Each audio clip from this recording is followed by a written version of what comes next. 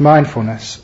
And when that awareness, and you know what's going on, and the mind is powerful and sensitive enough to work with the meditation objects like the breath and deeper things, only then can we really get into this meditation and have a sense of really being on top of meditating on the breath or these other stages of the beautiful breath and nimittas and stuff. So my first aim of this retreat was to be able to encourage that build-up of mindfulness. But once mindfulness is built up, then we can actually start to focus that mindfulness on the appropriate places. And it's through the focus of mindfulness that we can actually start to get a very deep state of meditation and start to arouse the bliss states and start to see even more clearly. Once we have a sufficient beginning mindfulness, which is not easy, most people don't have that when they first come on a retreat, they're too tired or too scattered. Once we have that sufficient amount of mindfulness, then we can start really focusing it on something like the breath, and we find it's effective. We can watch the breath, we can work with it, we can develop it, and it's not that hard. Again, one of the reasons people have a difficult time meditating is on something like the breath is that mindfulness is not strong enough to be able to hold and handle it. So today I'm going to talk about what you do when you have got a strong enough mindfulness and how you should focus it and work with it to increase the mindfulness and increase its power and depth of understanding. It's almost as if that when you first start meditation, the first place you sort of focus to get mindfulness coming up is what I call the space between the observer and the observed. That's where one starts from. And so when you first start meditating, it doesn't really matter at all what you're experiencing, whether you're seeing a breath, seeing a nimitta, seeing even a sexual fantasy, having restlessness, sloth and torpor. What you're experiencing is not so important at the beginning. What really is important is to notice the space between you, the observer, and what you're watching, to make sure that that has peace, that has stillness, that has calm, that is kindness, that is gentleness. And it's very, very effective, actually, to focus the attention when you start meditating. For example, when you go home and you get back from work, forget about the breath or what's in front of your mind. Forget about, what's inside watching. But pay more attention to how you're watching, how you're observing, how you are meditating. Not what you're meditating on or who's doing the meditating, but the how. Because it's in the how, I call that the space between the observer and the observed. You can actually see where the problems start from in meditation. In that gap between you, the observer, and the observed, that's where you can have this craving or expectation or even fear and frustration. Because the frustration, the fear, expectation, desire, it doesn't live in the object which you're watching, nor does it actually live in yourself. As the Buddha kept on saying, the mind is pure. But it's what is in between the two of you. And if you focus on that, you can start to see that, I may be slothful, I may be sleepy, but what's most important is how I'm sleepy. Am I afraid of that? Am I embarrassed about it? Am I just struggling with it? Am I making bad karma with it? And if you are, then you know the future is not going to work very satisfactorily. Sure, you may be able to bust through that sloth and torpor, but you just have restlessness or frustration or whatever afterwards. You're building up the seeds for problems in the future, which is what we mean by the law of karma. So when you start meditation, make sure it's how you're meditating. Make sure you're meditating with peace, with kindness, with this is good enough, I'm happy to be here. Letting go, just giving myself to this moment. I don't really expect anything from it. With that sort of focus at the beginning of the meditation, that's where mindfulness starts to grow and build up. And you keep that up until the mindfulness is strong enough you can watch a subtle object like the breath. Because you know what it's like many times. Ordinary days you can try and watch the breath, 1 or 2 or 3 breaths, and then it's gone, you go somewhere else. The mindfulness is not strong enough to hold it. It's like sort of you becoming a brain surgeon, and all you've done in your life is peel potatoes. You're going to make a great mess of somebody's brain if you even can't peel a potato properly. So you have to train first of all to get that skill up. The skill here is a mindfulness to be able to see, watch, observe very carefully, and see the worth and the beauty in something, and also not to interfere with it. So the skills of mindfulness. I repeat those three skills: the ability to observe, the ability to see the worth in something, and the ability not to interfere with it. So the three skills of mindfulness. And once you sort of develop those three skills, and because the mindfulness becomes strong, then you can use that mindfulness to develop the meditation path. You can take sort of the breath, and because you are aware, the mindfulness is strong, you can actually see the breath clearly. Now, how many times that people say, what am I supposed to watch? Say, watch the breath. The feeling which tells you going in and going, your breath is going in and going out. But what is that? Because the mindfulness is not strong enough, it's just too subtle, you just can't see it. Or you can see it for just short periods of time, you can't see the real full breath. But as the mindfulness develops and gets stronger and stronger, and I ask someone to please watch the breath, and it's just so easy to watch it. Like many of you probably already now know that it's so easy to watch the breath now, this fourth or fifth day of a retreat. Whereas when you came here it was just so difficult. And the reason is your mindfulness is getting stronger and brighter. So the subtle things are more easy to be seen. And you need to build up that power of mindfulness to develop the meditation to even more flimsy, gossamer, subtle objects. It's very easy to see a train, but it's very, very hard, say, to see a bacteria. And some is big and solid, and the other one is just very, very small and hard to pin down. It's the same with these breaths. You start with big things, and then you start to get these smaller things and more thin things are harder to actually to know. But you need a powerful mindfulness to be able to follow that and to be able to keep it in mind. So the brightness of the mind allows you to watch the breath. And also that mindfulness can keep those instructions in mind, which is also what we mean by mindfulness. And one of those instructions is that you see the beauty, the worth in something. To really see that this is good enough. To be happy to be here. And to do that, in some objects like the breath, you have to deliberately look for its worth, for its beauty. Because that worth and that beauty, that happiness, the intrinsic happiness which is in the object of your meditation, does become the glue which sticks your mindfulness onto it and stops you going somewhere else. Once you start to see the breath as worthwhile, and then even beautiful, of course it will hold the mindfulness there. And the point is here, you can't push mindfulness onto an object and push it and keep it there from your force. You have to imbue the object you're aware of with enough joy, with enough happiness, with enough worth, but it pulls the mindfulness onto it. Which is why that sometimes when we're focusing, especially on the breath, we can start to play some games with the breath, start to have a little bit of commentary with the breath, just to make the breath interesting, to make it worthwhile to look at. And one of the things you can do is just to think of all the things you don't have to do now. Now use like the negativity of, I don't have to go to work today, it's a Tuesday. And all my friends and colleagues, they're at the office now, slaving away. And all I have to do is just watch the breath. Even when I'm at home, I have to answer the telephone or write these letters.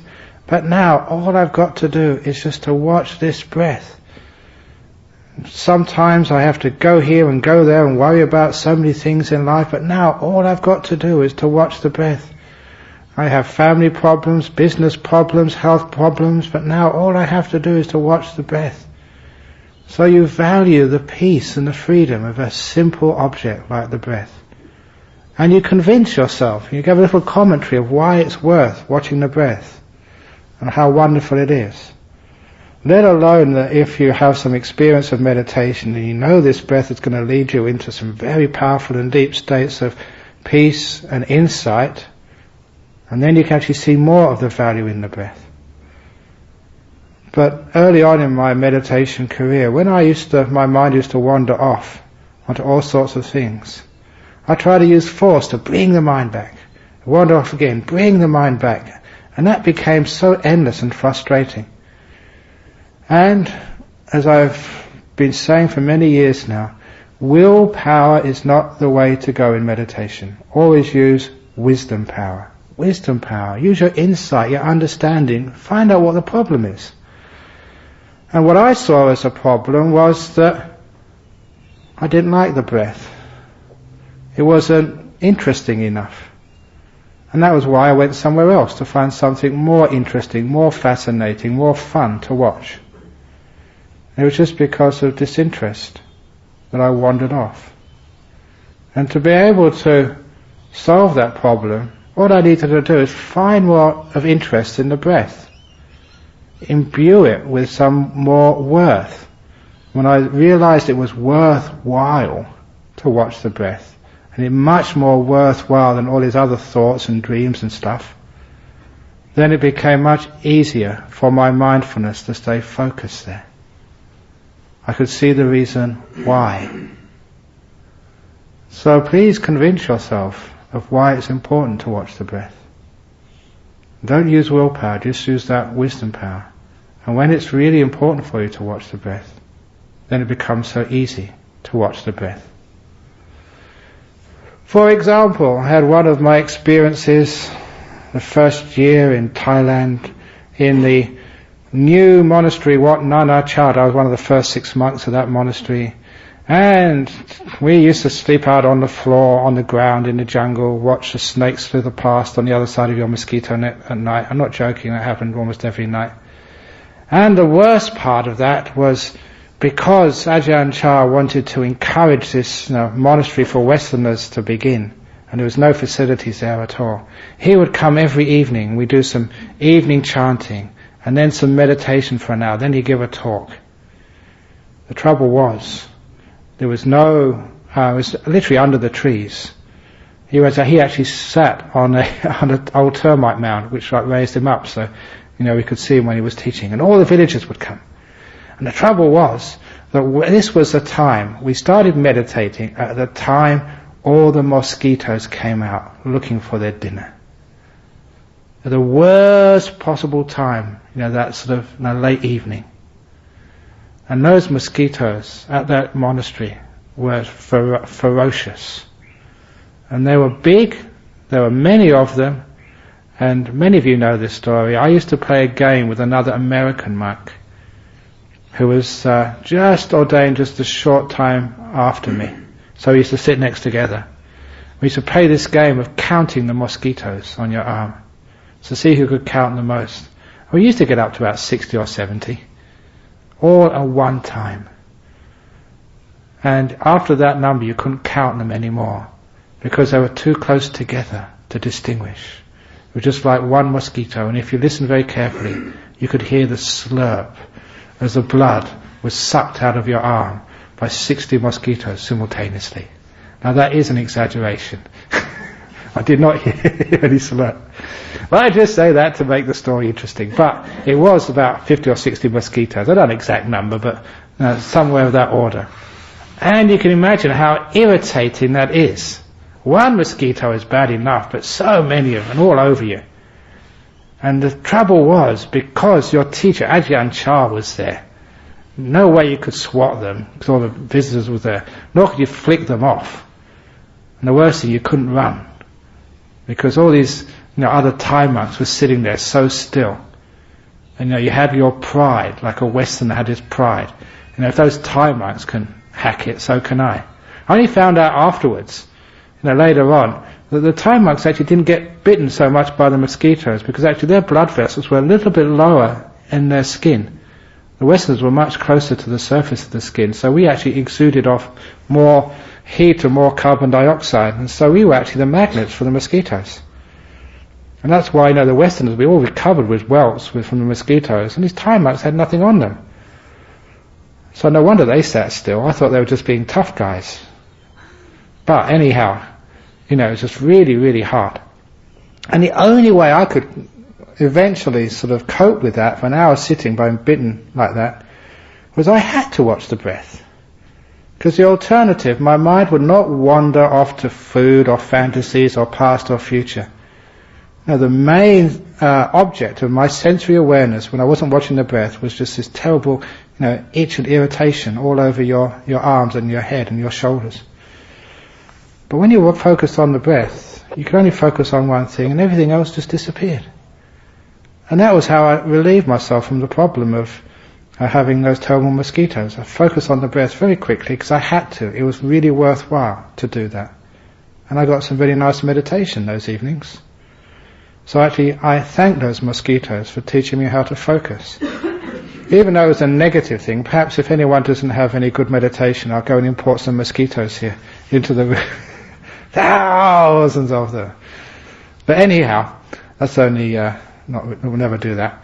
Because that was almost like a tough guy way of doing it, and I don't really encourage that anymore. The best way of doing it is actually seeing the positive side of the breath, not the negative side of being somewhere else. When you can see the worth in something, the beauty in something, it's very easy to stay there. So if you have restlessness, and you can't stay with, say, the breath, ask yourself why. It's always because you think something else is more worthwhile, that something else is more interesting, that something else is more valuable.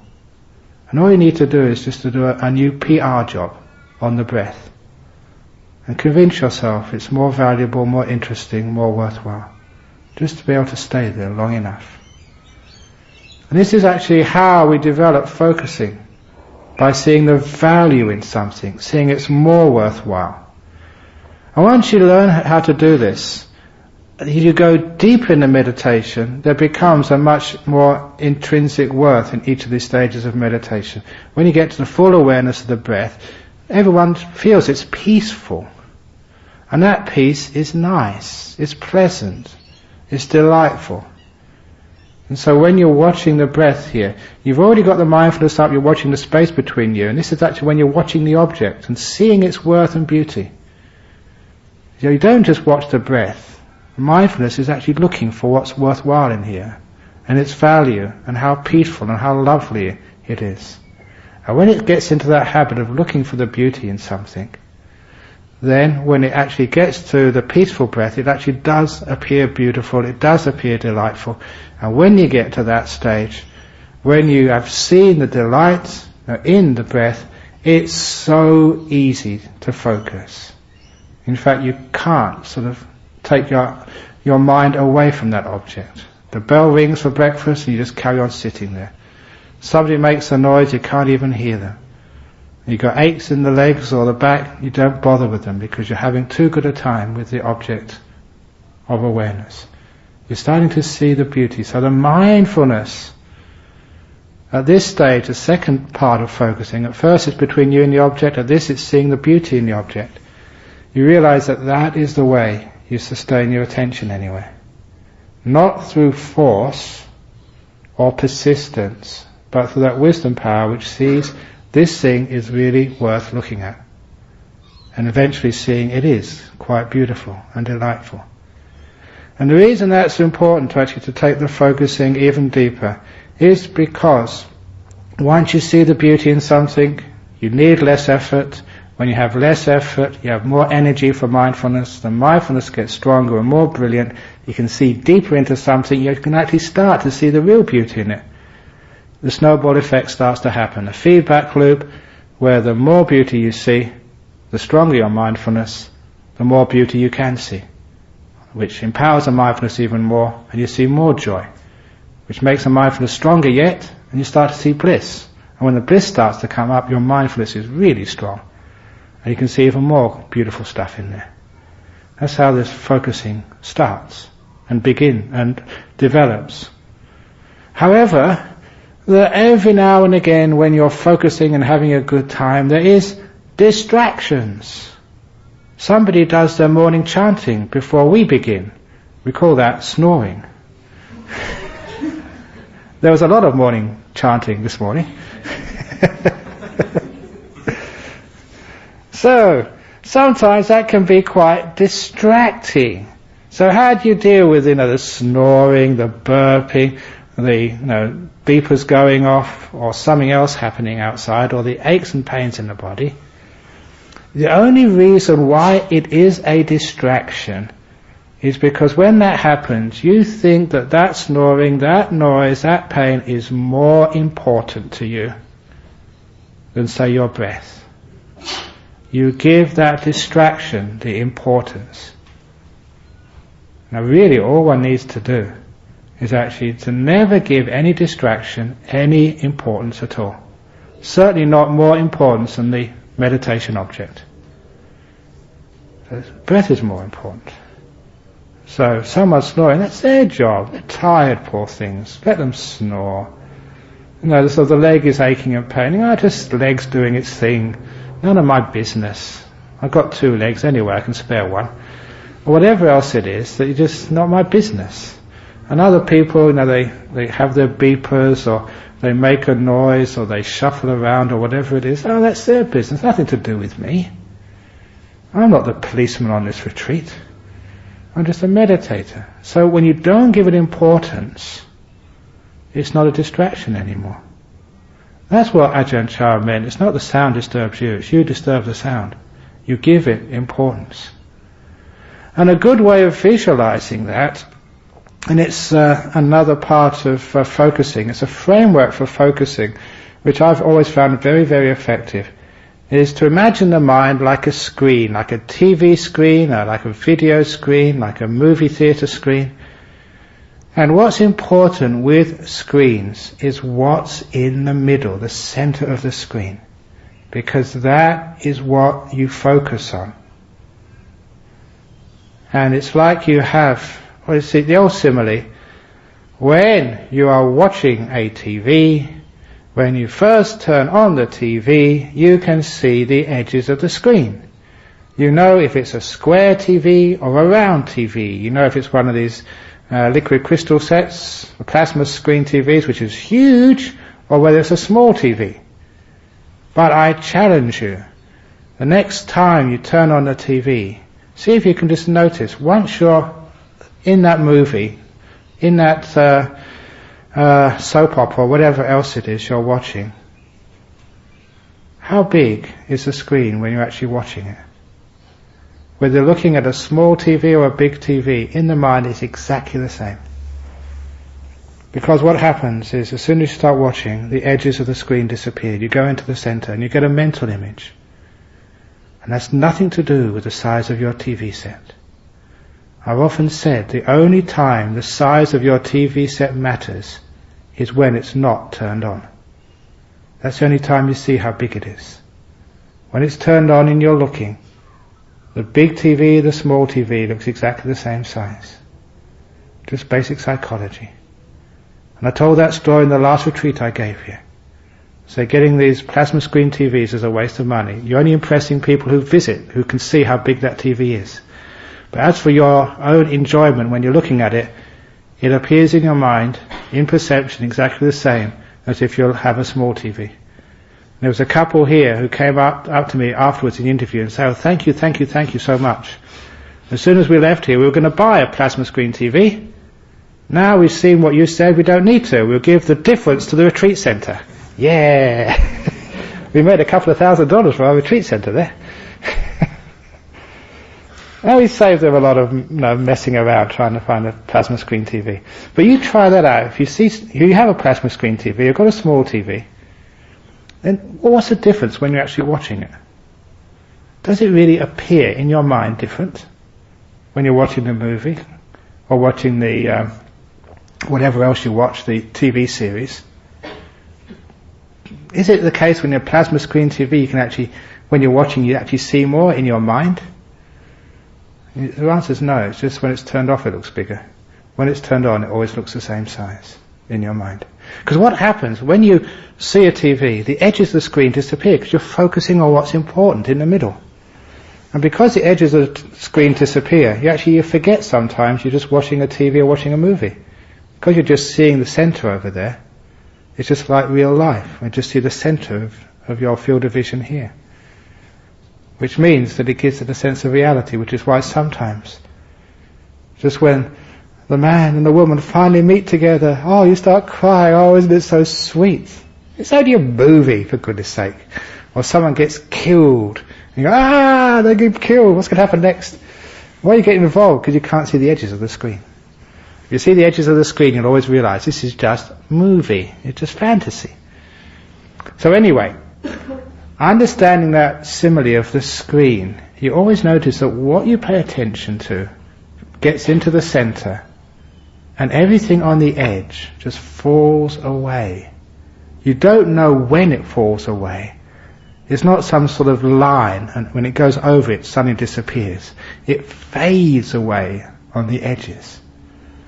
When you understand that simile, the reason why we have distractions is, say, when we're watching the breath and someone starts to snore, the snoring takes the center of our screen, becomes the most important, and that's what we hear, and the breath falls off the screen.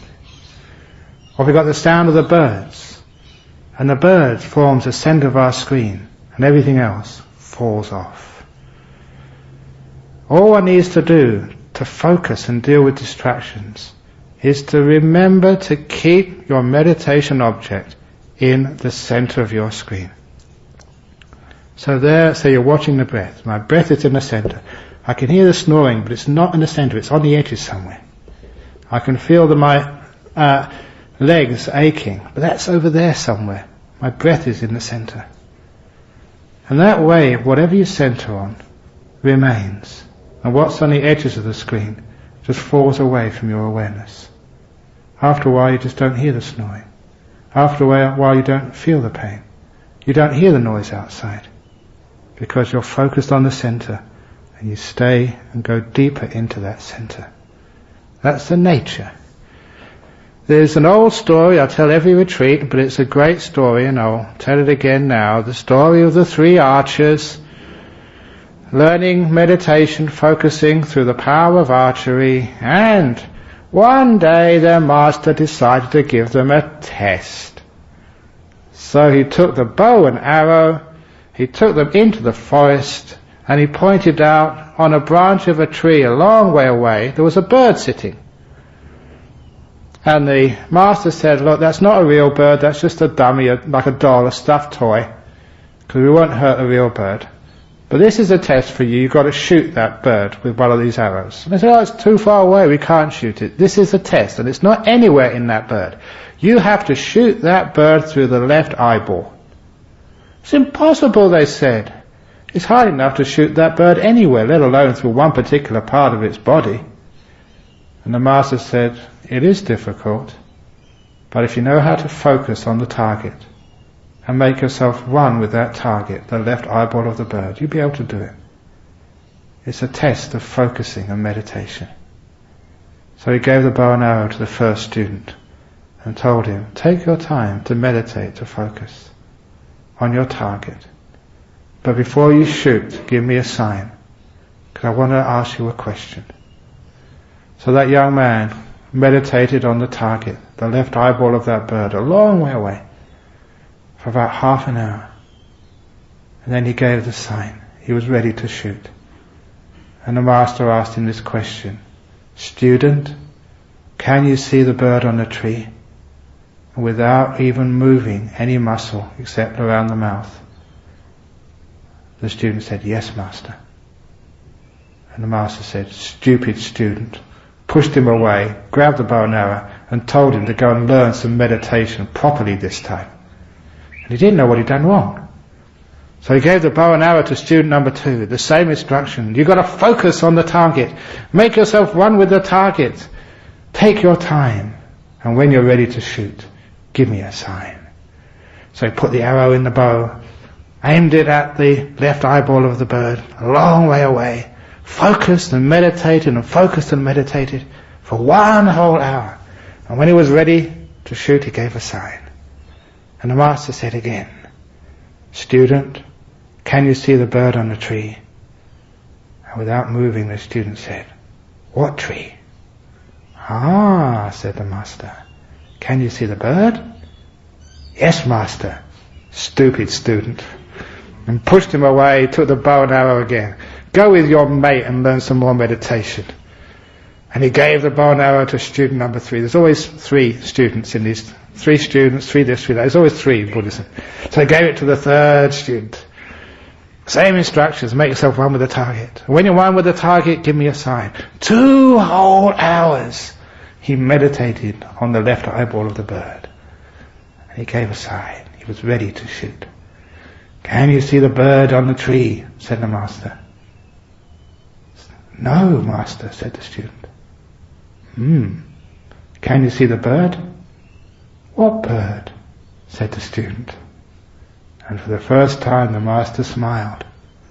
"If you can't see the tree, you can't see the bird, what can you see, student?"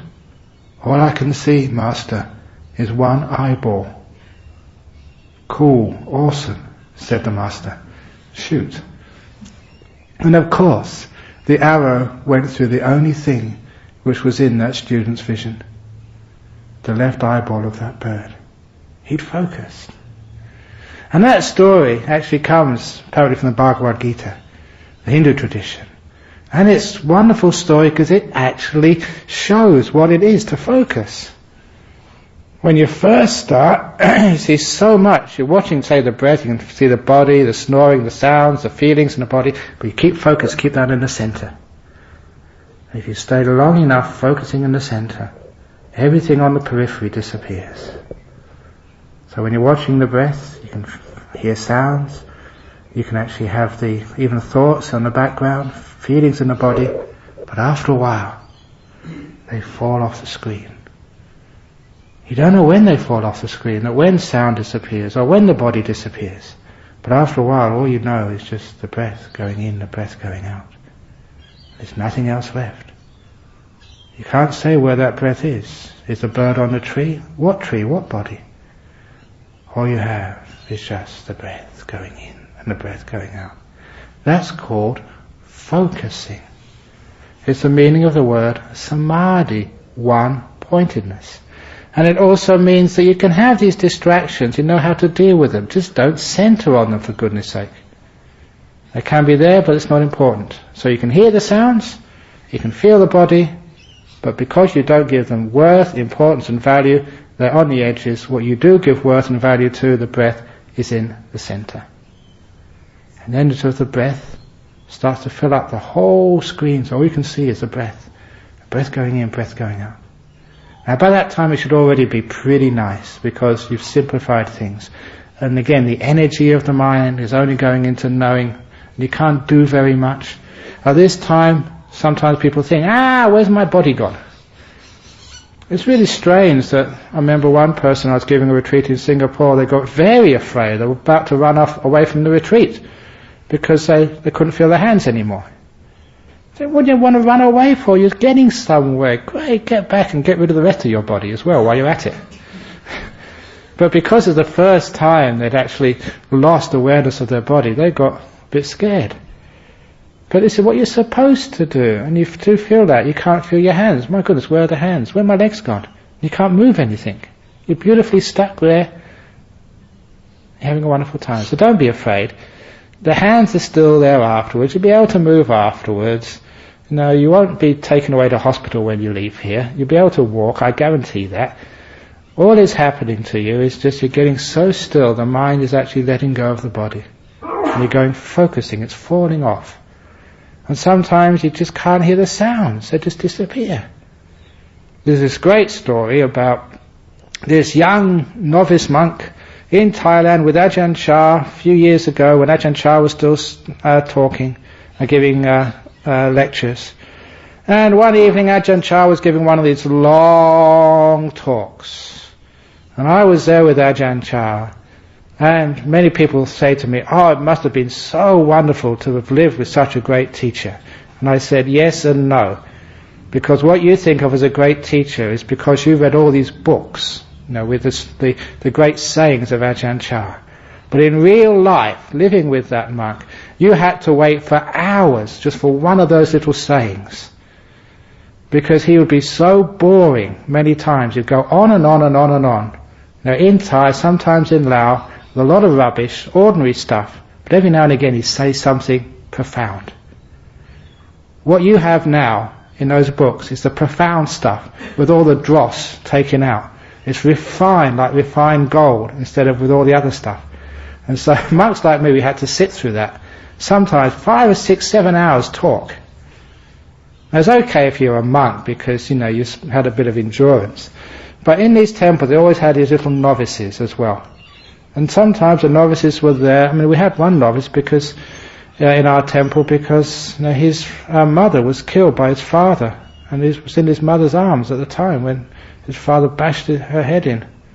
So he had all these tragic stories of, basically children who were homeless, had no one to look after them. So they'd go to the temples, and the temples would look after them and care for them. And when they got to about 16, they'd go and leave and go and find a girlfriend, get married. But at least they got an upbringing. They got cared for, like an orphanage. So there's always a few like young novices around. And there was this one about 10 or 11-year-old novice.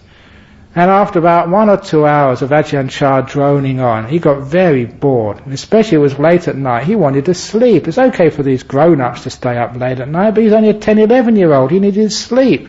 It was in his genes to sleep. So he was getting really upset with Ajahn Chah. And he apparently kept on thinking, when is Ajahn Chah going to stop? When is he going to stop? When is he going to stop? And it became like a mantra, like these old broken records. Again, when is he going to stop? When is he going to stop? When is he going to stop? And after a couple of hours, remember what I said about pressing the letting go button? Just a slight change of attitude. He just changed that mantra around. Instead of when is Ajahn Chah going to stop, he thought, just for a moment, when am I going to stop? And that's when he stopped. When he opened his eyes, it was about 3 or 4 hours later, maybe 5 hours later, because it was early morning, and all the monks had left. Ajahn Chah had left. Before they left, they must have rang the gong, done some chanting. He hadn't heard anything of that. He got into this really blissful meditation for the first time in his young life. So happy, because he had stopped. Remember I say about letting go, don't doing anything? He actually pressed that stop button and got into a deep state of meditation. And the most important part of that story is he couldn't hear anything. Couldn't feel any aches and pains in his body. He was completely deep inside, having a wonderful time. All that other stuff had fallen off his screen. And he was having a wonderful time deep inside. So this is what's supposed to happen. Your body is supposed to disappear. The sounds are supposed to just fade away, as long as you keep focusing in the center. So when that happens to you, great, you're getting somewhere. You can't feel the body, you can't feel the head, you can't hear anything. Oh, peace at last. Even those people who've got aches and pains, bad back, bad gut, bad whatever else, it's such a relief to drop all that away and just to go deep inside. So that's what happens when you focus. So, to be able to get to that focus, see the beauty and joy in things. As you go deeper, you get to this beautiful breath, and it fills the whole mind, so you can't hear sounds, you can't feel your body. You just got this beautiful breath, and you go inside of that. You focus inside of that, because the most important part of the beautiful breath is not the breath, but it's the beauty, the feeling, the emotion of joy. And it's a natural thing that you'll focus on that, because that's the nice part, that's the juicy part, that's the sweet part.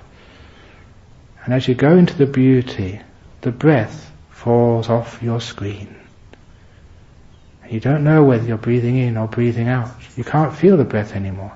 And again, when that happens, don't get afraid. Don't think, I'm not breathing. Not breathing means I'm dead. I don't want to die, I'm too young. Got too many things to do in life. You don't die that easy on a retreat. You are still alive. Just you can't feel the breath. Just like when the hands disappear, you just can't feel your hands. They're still there. So the breath is still going in and out, but just you've moved away from it, so you can't feel it. And it's at that point where these beautiful nimittas arise. Because the breath and the body has faded away. You've actually let go of the 5 senses and your body. And the only sense left is called the mind. This is the point of this meditation. To be able to let go so much that the 5 senses of seeing, hearing, smelling, tasting and touching, and the body, which it knows, completely vanishes from your perceptual field. So all you have left is the mind. You're going deep within. When you go that deep within, that's when the nimittas arise. Because the nimitta, this beautiful light, is nothing more than a reflection of your mind. Your citta, the 6th sense. And it's always very beautiful. Just as the Buddha said, this mind, monks, is radiant. when it's not clouded over by these defilements which come from outside of it. And there you have your radiant mind. You're sitting there in this beautiful light, like people say a flashlight right in front of your face, car headlights, or you think it's like the sun has come up and you're facing the sun, or the moon is in your eyes. Very bright and very beautiful and very brilliant. That's called the nimitta stage. And that's an important stage to get to in meditation.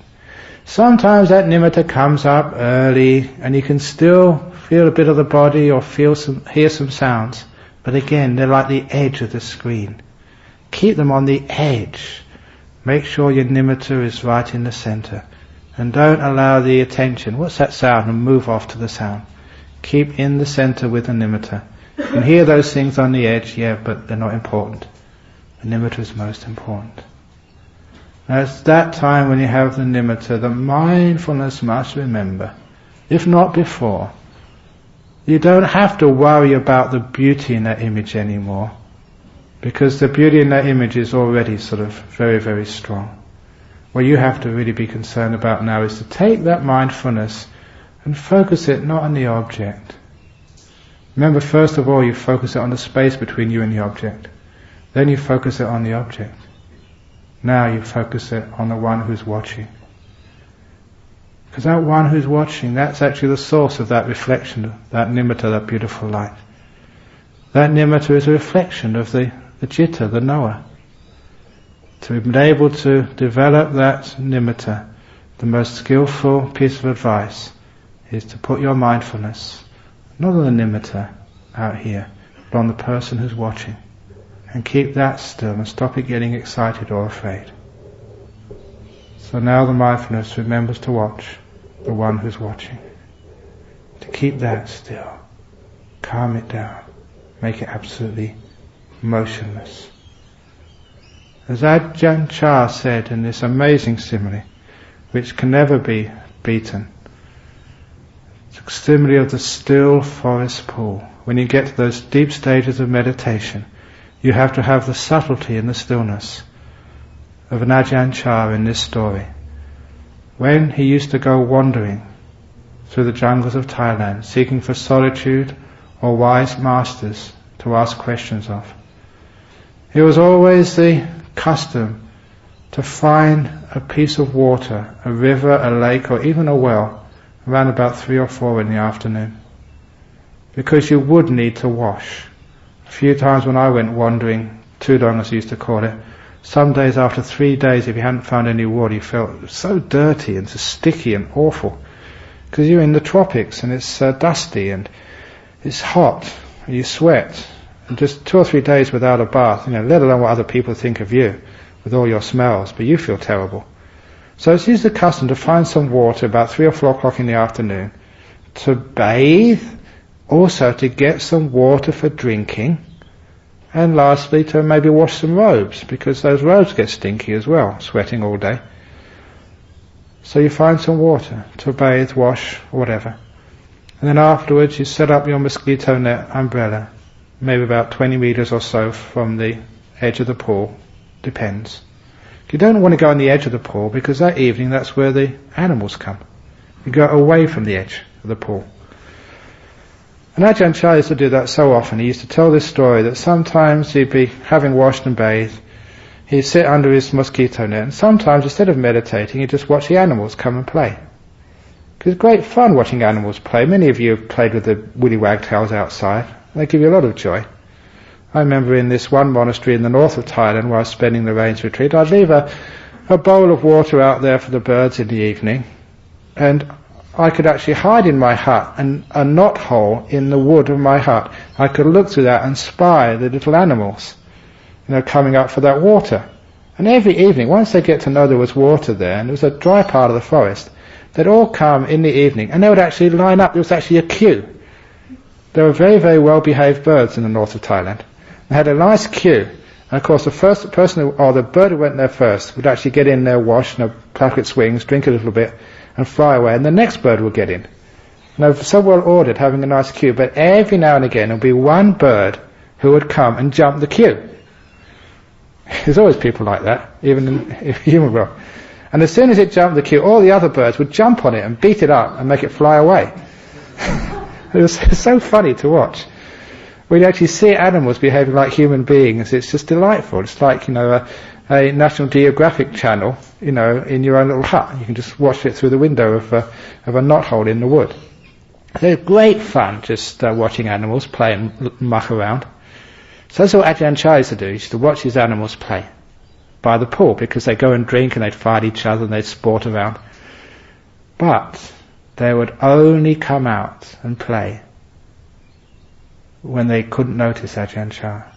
If they knew there was a human being watching, they wouldn't even come out to drink, no matter how thirsty they were.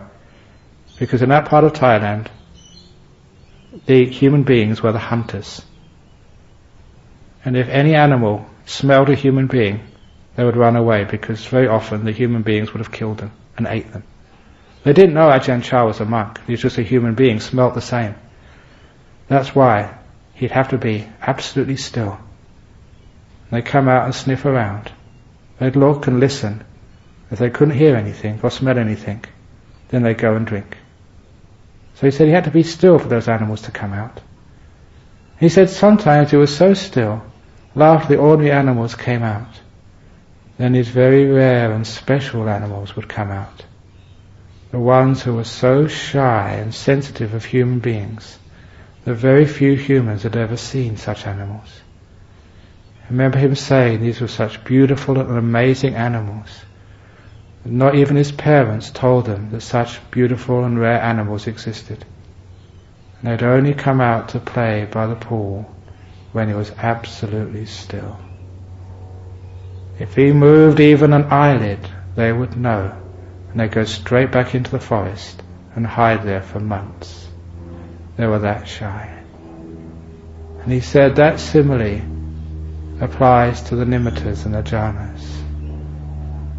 These are very rare and shy animals which come out from the forest and play by the still forest pool that is your mind. And they'll only stay when you're absolutely still. Because when they come out, it's like the nimitta sniffs around. Is anybody watching? And if you are, then they'll run away again. You have to be that passive that the nimittas don't know that someone's watching.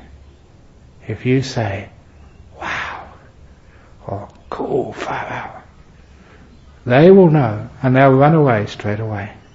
As many of you had that experience. A nimitta comes up, it flashes and it goes immediately. Why? Because you moved. So when they come up, you've got to be like an Ajahn Chah, so still. Like the burglar, like the secret agent, the James Bond of Buddhism, absolutely still. Well, that's not really good simile, James Bond, but I think you get to understand what I mean. So still, and these things come up, and if you're still, they'll stay. And especially the jhanas, you've got to be so absolutely still that nothing moves. And then they'll come and play by the still forest pool that is your mind. Even in Western psychology, that is a symbol, a primeval symbol of the mind, a clear lake of water. And Ajahn Chah used that. So this is how we focus at this last stage. We pay attention to the one who's watching and making sure we are still. That's all we need to do. So there's 3 ways of focusing on what we focus on at the different levels of meditation. Beginning, just focus on the space between you and the object. Make sure you're not doing anything. You're being at peace, you're being kind, you're being just gentle, just allowing things to be, letting things develop. Once the mindfulness gets strong enough, you can hold an object. Then put some of that mindfulness into the beauty and worth of the object. So the breath actually looks beautiful, because you're seeing it as beautiful, and it stays. And other stuff, by saying it's most worthwhile, you're putting it in the center of the screen, and other stuff is on the edge of the screen, so it falls off. And allow it to fall off, because it's a focusing deep into the center of things. And when you get to nimitta stage, don't worry about what you're watching anymore. because it's already beautiful enough. Now you just have to put your attention to the one who's watching. Focus mindfulness on there, and keep that like an Ajahn Brahm, so still in the forest pool of your mind. So that's some advice on focusing. Any questions? Yep. Can a nimitta come up at any time or any stage of the meditation, rather than just after the breath? Can a nimitta come up at any stage of meditation? Yes, it can, but a lot of time it's a waste of time at that time. It's not a real nimitta, it's not a useful one. It's okay, the mind is sort of flashing up, but you won't be able to sustain it. And you haven't done the groundwork yet. So because you haven't done the groundwork, it's like, sure, you can paint the wall before scrubbing it down, filling in the gaps, and sort of sandpapering it, but you don't get a nice finish. Sometimes the paint peels off. Sure, you can build a sort of a 10-story house on the sand. It goes up very quickly, but the first bit of wind and all falls over again. So you need that foundation, which is why we go stage by stage by stage. So if a nimitta comes up earlier, just ignore it and go back to your meditation object. At that time it's a distraction. Don't put it in the center of your screen. So it's a nimitta, okay, you can just be at the edge of the screen if you like, but it's not the time for you yet.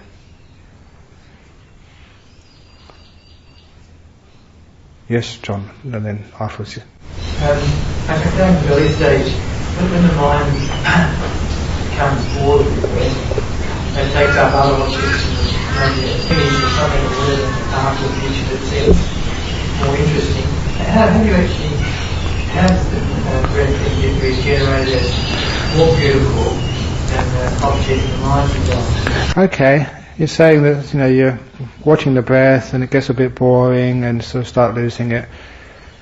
How can you give more beauty into the breath? Like sometimes you can just play around and look for beauty and just see its worth, understand how important it is and how it's giving you a lot of happiness in the past because it's led to these deep stages of meditation. Remember, just because I'm watching the breath, I don't have to think of all these other problems I have in my life. So you start to appreciate it more, and sometimes you learn that appreciation through a commentary. Basically, you convince yourself it's worthy. However, if that doesn't work, it means the mindfulness is not really strong enough yet. So that's why you just make some more peace. Oh, if it wants to wander off, fine, that's okay. And if you want to think of something else, fine. Because then you actually, instead of trying to focus the mindfulness to see the beauty in something, you're actually creating more stillness, more peace, to actually get that mindfulness stronger so it can see beautiful. It can have the power to see the beauty. Maybe it's not powerful enough yet. So there's a very clear crossroad there, where if you can't reinvest and do a little side job on the breath then you need to go back into like an acceptance of whatever it is. Correct. The breath is going to float off on something else. That's right. It's just you're going almost like a transition here. Whether is the mindfulness really strong enough so that you can actually see beauty in the breath, or is it still too weak and you just need to increase the power of the mindfulness? And sometimes you can just have to do that by trial and error. Sometimes you get sensitive, you know exactly what you can do. And so the best thing to do is to try and see the beauty in the breath, and if it doesn't work, then I just make peace. Open the door of your heart, whatever happens. Create the greater mindfulness. First of all, does a nimitta always come as a bright white light? Can it come in different colours? It can come in different colours, yes. A sign or shape? Nimittas can come in all shapes and sizes and colours. The most important thing with the nimittas is they're beautiful. And the real nimittas, they're colours which don't exist in the real world. They're brighter, more brilliant, more rich. If it's like a white, it's just so much more white than you could ever see in the world. Purer, deeper, richer. Does it take up the whole? Sometimes it takes up the whole image, sometimes the best ones will only take up a part of the image, like a sun or a moon. They're usually the best. They're more focused, more concentrated. However, it doesn't matter which one it is. You just allow it to be and see what happens. You make sure that you, the one who's watching, doesn't do anything. Yes. Pamela. Is it you? No. Oh, it's Pauline, yes. There are three stages of focusing. The last one is there when the mind is very still and the body fades and the breathing fades away.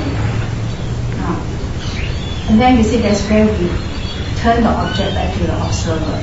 Yeah, turn the mindfulness to the observer. The observer already dropped out.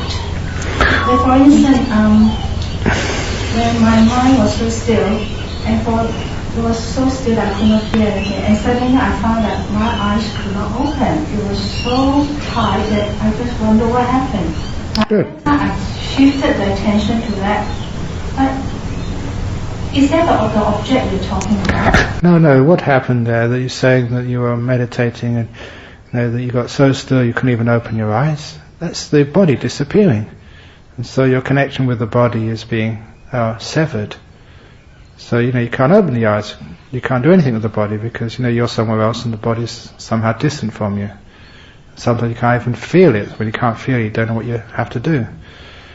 So that's a good sign. It means the body has disappeared. So don't even try to open your eyes, just stay inside. But when the breath has really disappeared and gone, you can always use a framework, the watcher, the observer, and the observed. Like Pauline is looking at Ajahn Brahm. Pauline, the observer. Ajahn Brahm, the observed. And instead of worrying about what I'm doing, you have to see how still you can be as you observe. So you don't move at all. Like the Ajahn Chah sitting there watching the animals. He doesn't move his body, but here that's only a metaphor. Because here there's no body left, you're not moving the mind. The knower, consciousness, mindfulness gets more and more still. So when you focus, you can understand what that is. Use that as your metaphor. Is somebody looking at this? A mind watching its object. And if you just focus on the object, another simile which I gave, it might help, is it was a great revelation and a great help to my meditation to realize that nimitta, that light which comes up in meditation, was a reflection of my mind. That's actually what it was. It was like you look in a mirror to see your face, especially when you're shaving in the morning. And now, in this state of meditation, it's as if you are looking, the mind was looking at a reflection of itself. And that image, that nimitta, that light was a reflection of my mind. But it was moving backwards and forwards. And every now and again I try and stop it moving, as if you were trying to hold it. And it would never stop. And then once I realized this was a reflection of the knower, I realized the reason why it was moving, because I was moving, the one who was watching was moving. And so when I put more attention, instead of the image of the nimitta, but the person who was watching it, and kept that still, then the nimitta was still. And I use the simile again, when you're looking at your image in the mirror in the morning, and the image in the mirror is moving backwards and forwards. It's a waste of time holding the mirror still. Because that's what I was doing. Instead of holding the mirror still, you, in front of the mirror, you be still. And then the image will be still. But is that object, the observer, is that the observer the mind or the mindfulness? So mind is the observer, yeah. So the mind is being still. So hopefully when you get to those stages of nimitta and it's not working, hopefully that piece of advice will actually help. Ajahn Chah put attention on himself, making it absolutely still, so those animals will come out and stay. Sorry? No, nothing to do with the body. In the simile, it's the body. Ajahn Chah was looking at his body, but in that deep state of meditation, you've got no body left, it's disappeared, the mind is becoming still. So your mind is not going to move. So you pay attention on this thing which is watching, and keep that motionless. Yes, Chankatana.